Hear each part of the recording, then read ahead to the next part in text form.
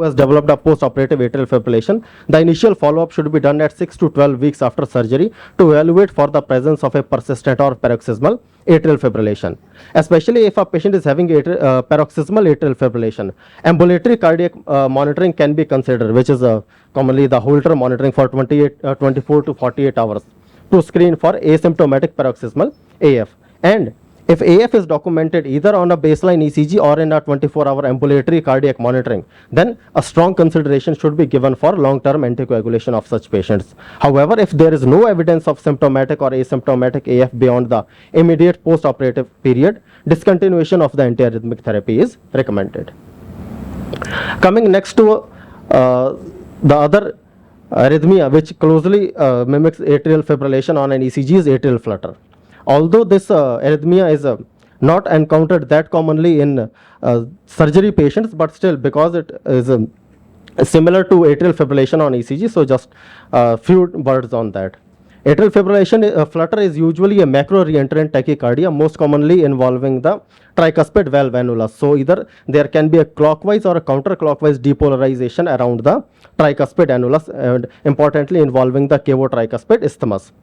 So atrial flutter similarly presents as a narrow complex tachycardia. The important point is that there is a regular atrial activity at around 300 beats per minute, which is the major differentiating feature from atrial fibrillation, in which there is a chaotic pattern of atrial activation. That is why those coarse or fine fibrillatory waves are visible, which do not have any regularity. Whereas in atrial flutter, because there is a defined pathway of macro re-entry, so usually the atrial activity is somewhere around 300 beats per minute. There is a loss of isoelectric baseline because of the same phenomenon of continued electrical activation. So isoelectric baseline, either be it a PR interval or a TP segment, will be absent in a patient who is having atrial flutter. In a typical counterclockwise atrial flutter, we will see the typical sawtooth pattern of inverted flutter waves in the inferior leads 2, 3 and AVF, and a presence of upright flutter waves in lead V1 that at times may resemble P waves. Inverted flutter waves with the rates of almost around 300 per minute in leads 2, 3 and AVF, and presence of some positive flutter waves which at times do mimic P waves in the lead V1. Another patient having a similar ECG picture of an atrial flutter with a AV conduction ratio of 3:1, we can see these typical negative flutter waves in inferior leads with positive waves in lead V1.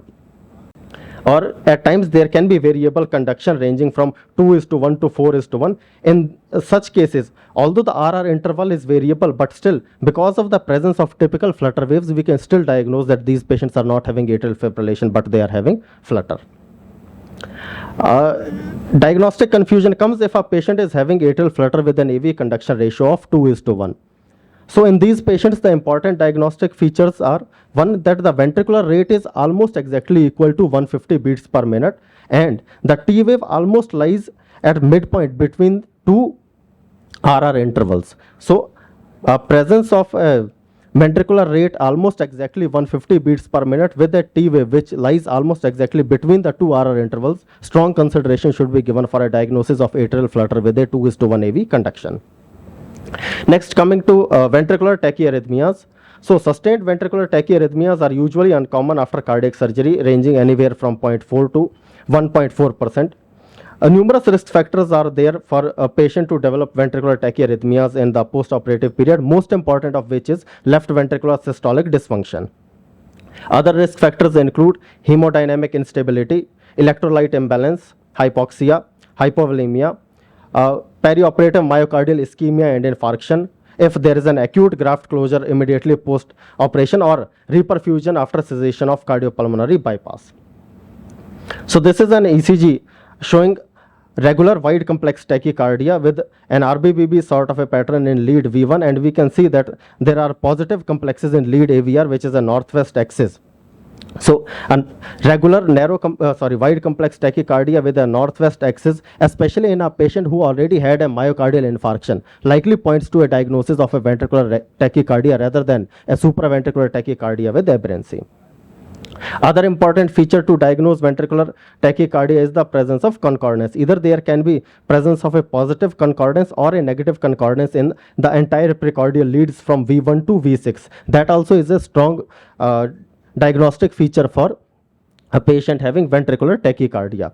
Other features being the presence of capture beats or fusion beats, and importantly, if we can document an AV dissociation with the ventricular depolarization or ventricular rates higher than the atrial rates, so those are the major diagnostic features of a patient having ventricular tachycardia.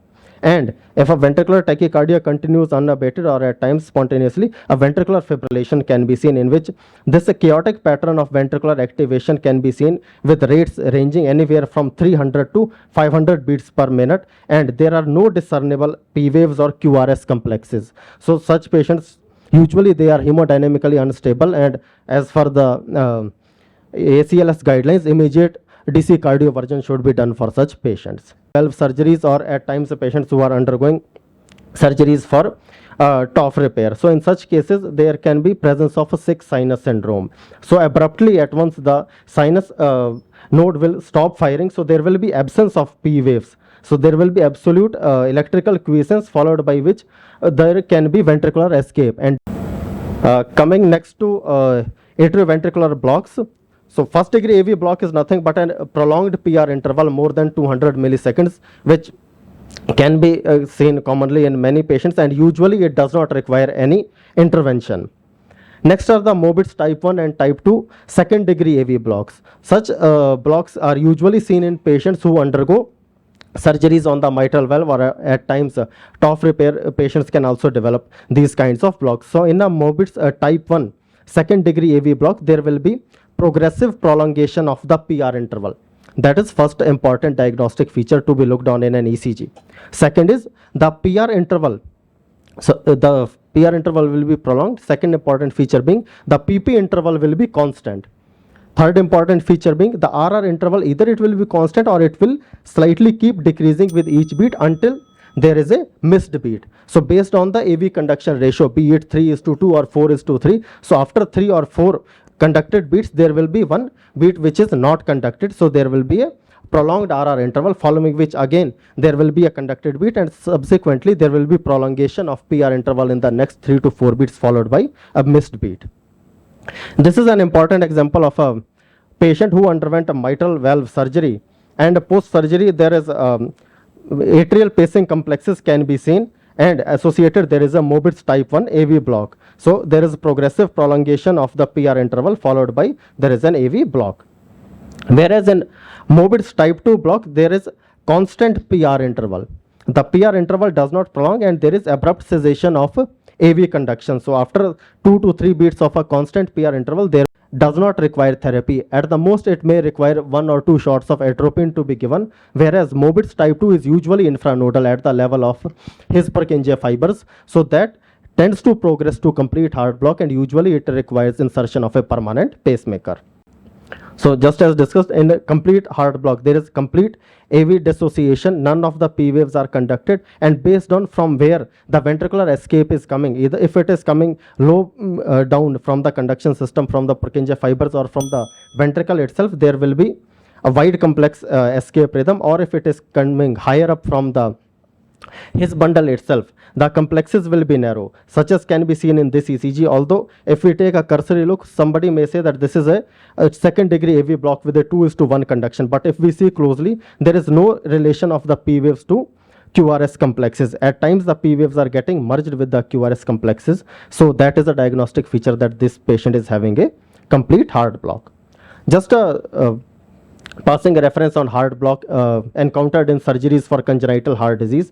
This was a paper published in 2016 in which the surgeries performed in 45 centers across the United States from 2004 to 2013. They had taken into account a total of some 102,000 surgeries were performed, out of which 900 patients required a permanent pacemaker. The most common cause being surgeries for ventricular septal defect, followed by AV canal repair, and lesser ones being mitral valve replacement, TOF repair, and aortic valve replacement. Whereas from the same paper, if we see that surgery wise, most common cause for a patient developing a high-grade AV block requiring a pacemaker, the most common surgery is a double switch operation. Almost 15 to 16% of patients undergoing such an operation required a permanent pacemaker. The other common ones being tricuspid valve replacement, mitral valve replacement, and atrial switch with a a ventricular septal defect, and a Rastelli operation. Thank you. Thank you, sir. Thank you for explaining the importance of simple. Pacemaker that usually managed post-operatively. Tachyarrhythmia is the issue. Most of the time post-operatively, if your patient is getting ventricular arrhythmias. Suppose the patient is underlying ventricular dysfunction, all those things they can have post-operatively. But by and large, if a persistent, sustained ventricular arrhythmias and the first and second post-operative, you should check your graft patency. That should be the major thing you should remember. And electrolyte imbalance, usually you will routinely check it. Another important drug which I would like to mention for atrial arrhythmia is ibutolite, which only thing you have to take care the patient's QT interval is normal and the patient should be given magnesium before giving ibutolite. It is a very good drug to terminate atrial flutter or short duration atrial fibrillation. If you want, because the atrial boost is very important to maintain adequate blood pressure post-operatively to have your graft patent. If somebody is persistent hypertension, the chances of graft blockage will be higher. So these are all the certain important things I would like. Okay, thank you, Shailesh. I think they are running behind time. So okay.